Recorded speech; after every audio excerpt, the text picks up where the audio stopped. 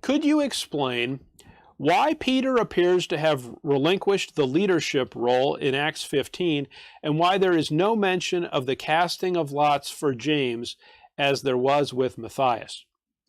Let me just start by congratulating you all. You are submitting some good questions, some very thoughtful questions, some tough questions, and we'll do the best we can with them. You can decide for yourself what is true or not, but I appreciate the amount of thought that has been put into these questions. So what do we do with this one? Can you explain why Peter appears to have relinquished the leadership role, and why there's no mention of the casting lots for James as there was with Matthias? Here's what I would tell you you should consider. Scripture does not specifically give a reason, as far as I know, as to why James became the leader of the church in Jerusalem instead of Peter. To my knowledge, it's never explicitly addressed. So what I'm going to do is I'm going to share with you a couple thoughts that I think are helpful in thinking about the question. And we'll start with this. James does not have primacy or superiority over Peter in the millennial kingdom or the new heaven and the new earth. I'm going to say that again. Although James is the leader of the Jerusalem church in the book of Acts, James does not have a leadership authority position over Peter either in the millennial kingdom or the new heaven and the new earth. It's only during the book of Acts that James has that position. Let me prove that to you. Get Matthew chapter 19. Matthew chapter 19. Matthew 19, verse 28. And Jesus said unto them, Verily I say unto you, that ye which have followed me in the regeneration, when the Son of Man shall sit in the throne of his glory, ye also shall sit upon 12 thrones, judging the 12 tribes of Israel. So when the regeneration occurs and there are 12 thrones that are given to judge the 12 tribes of Israel, who sits on them? Well, not James, the Lord's brother. It's the 12 apostles. You know that because Matthew 19:28 specifically says that. Look with me at Revelation chapter 21. Revelation chapter 21. And verse 10, Revelation 21, verse 10. And he carried me away in the Spirit to a great and high mountain, and showed me that great city, the holy Jerusalem, descending out of heaven from God. So in Revelation 21, we're seeing the New Jerusalem. Verse 12. And it had a great wall, and high, and had 12 gates, and at the gates 12 angels, and names written thereon, which are the names of the 12 tribes of the children of Israel. So the New Jerusalem has 12 gates, and the names on the gates are the names of the tribes of the children of Israel.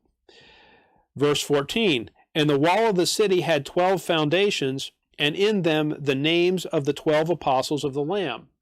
So the wall that surrounds the New Jerusalem, it pays tribute to, it mentions the 12 apostles, it doesn't mention James. So what we can see from that, does James have a superior position to Peter in the millennial kingdom? No. Does he have a superior position in the New Jerusalem? No. It's something that he only has during the book of Acts. So that's the first thing we need to notice. Here's the second thing we need to notice. When is the first time in the book of Acts that James is described as the leader of the church in Jerusalem? When does that occur? Get with me Acts chapter 12. Acts chapter 12.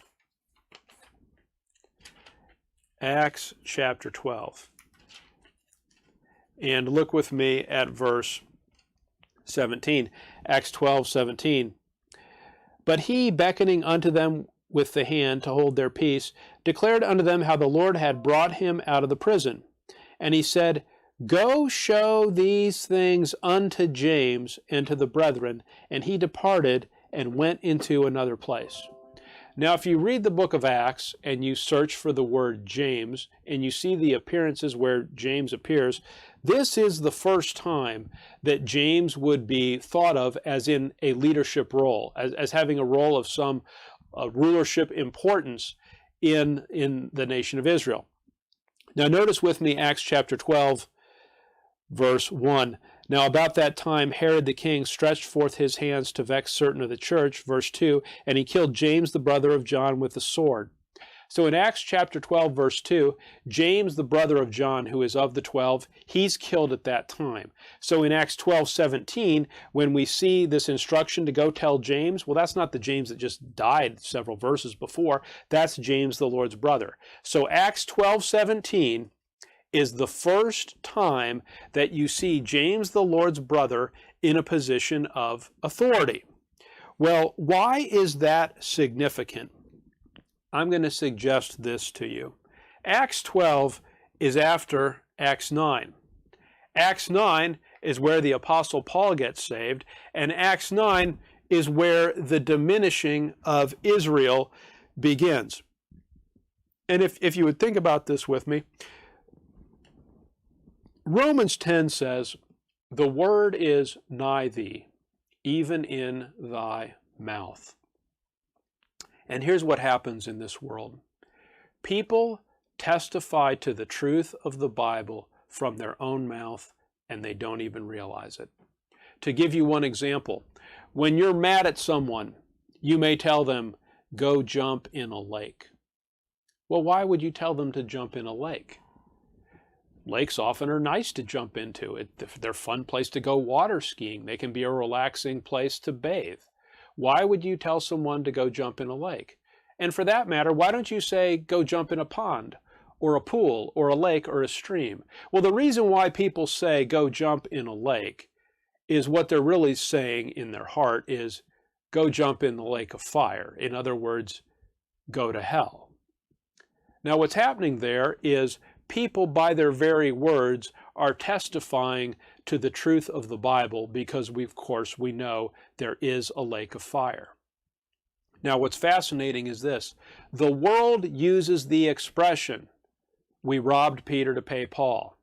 Lost people use that expression all the time.